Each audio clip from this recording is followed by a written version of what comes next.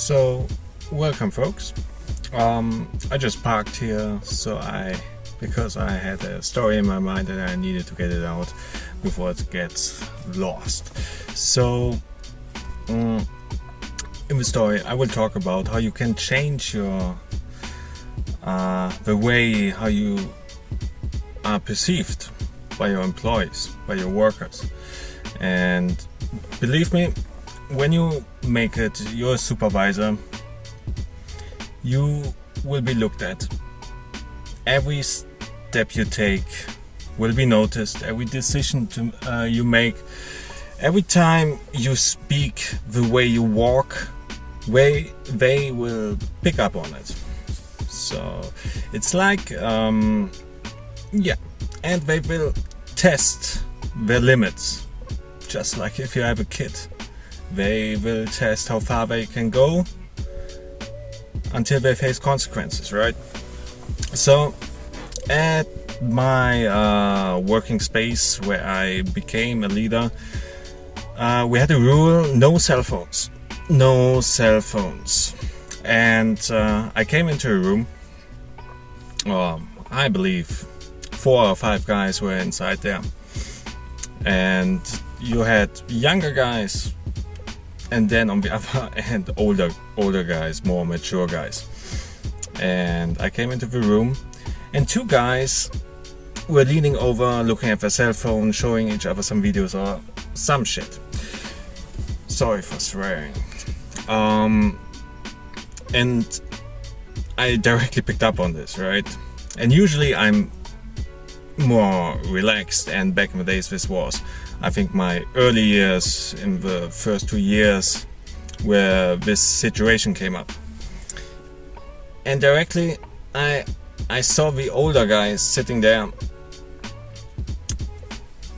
but he was looking at me to see how I would react, how I would handle this situation, if I would ignore it or talk to these people and call them out. So this will happen a lot when you're a boss, a supervisor, a guy in charge. This was like a test to see how I would react to this situation. So, and also these 2 guys were guests on my shift. These were not my people from my shift group. So I came in and I talked to him. I didn't badmouthed him or anything. I just said, put it away, please. Just don't bring me in an uncomfortable situation, and just put it away. And we're all fine. And technically he told me to F off, because he said, just do your thing and just go away. And I noticed in my vision how the bad guys were studying this situation, right? So I confronted him, and I got angry because of this, because you cannot allow anyone to talk to you like this. Not even because you're a leader, in any situation, right? If it's in a private situation or anything. So, because it should be all rooted in respect. So I made him face the consequences for this. And 2 days later, he came to me, also in front of a few people, and he apologized. He saw his mistake, and he faced badly consequences because of this. And it was done. But this kind of tests how you react, how they will test out how far they can go with you. This will occur over and over again. And you need to go, you got to have a straight line which no one can cross. You can be a little bit lean back and relaxed, sometimes no problem, right? But never let anyone question your authority. Because if this happens and you back down, you're done. You're done. Your legitimacy is over. No one will ever hear anything you have to say. The respect is gone, everything. So, like I said before, I had a tough 2 years, right? Because I'm a pretty, I was a pretty shy guy. Never stepped up too much, never got loud, always I was friendly, and you don't necessarily have to change this, right? But if you get put on the test, you need to perform, and you need to show who you are, and that your authority is not be messed with.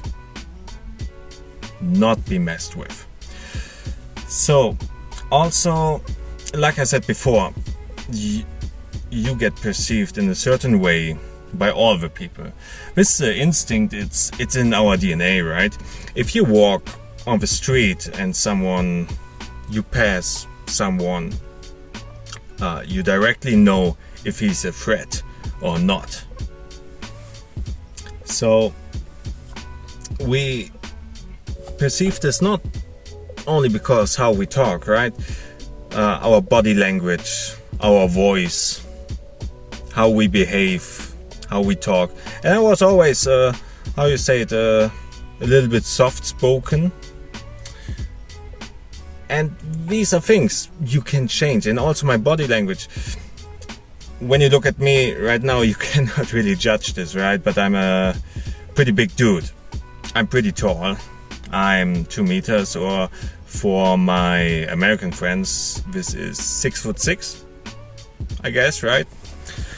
So I always was pretty imposing, right? Or I had the potential to be that, but I never used it. So a lot of people told me, your shoulders are always down and you're a little bit, I don't know how to say it, humped over. But they say, my God, you're so tall, but it seems like you try to be smaller, to make yourself smaller.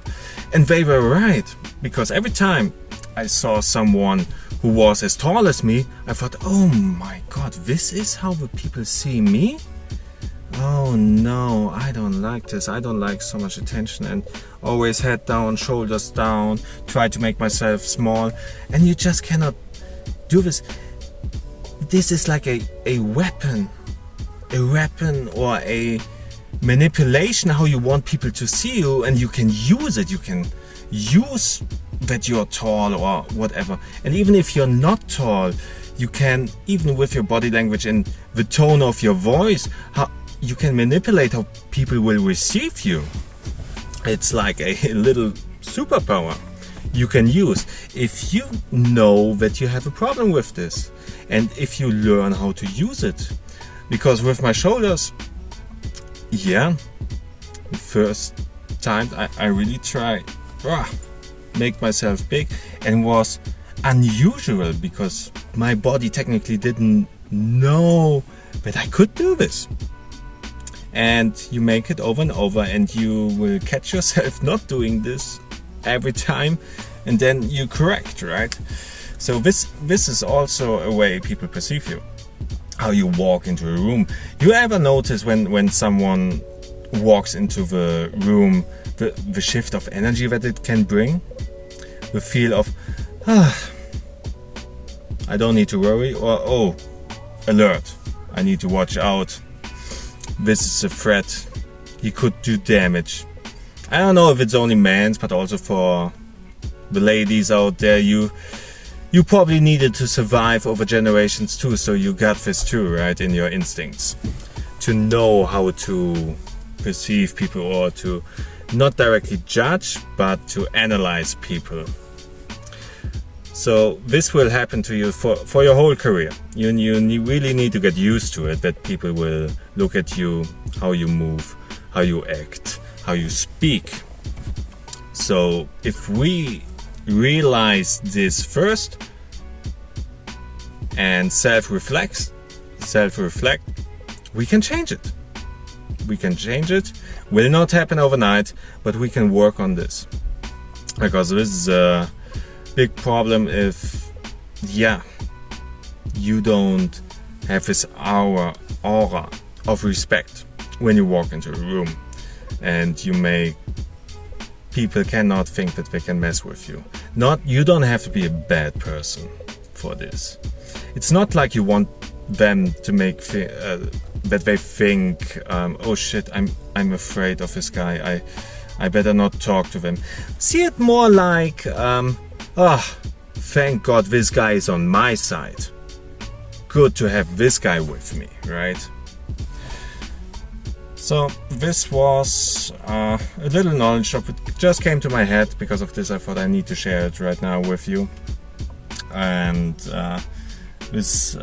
we can talk in the future a lot more about body language, or how people can perceive you, and we'll always have an eye on you and on how you react to certain situations, and they will always test you. In the beginning, until they know you, they know your lines that you cannot cross, until they know your rules, they will test out these rules, how far they can go with you. And this was also a strange thing in the beginning, because I would say I was relatively young when I became a supervisor, and I was responsible for people double my age. But only then I realized how people who are double the age of mine can behave like children half the age of me, right? So some things never go away. Some things never go away. And also the rules, like children do the same, is testing you how far they can go with you until it hurts. Right? So thank you for watching, and I see you next time here.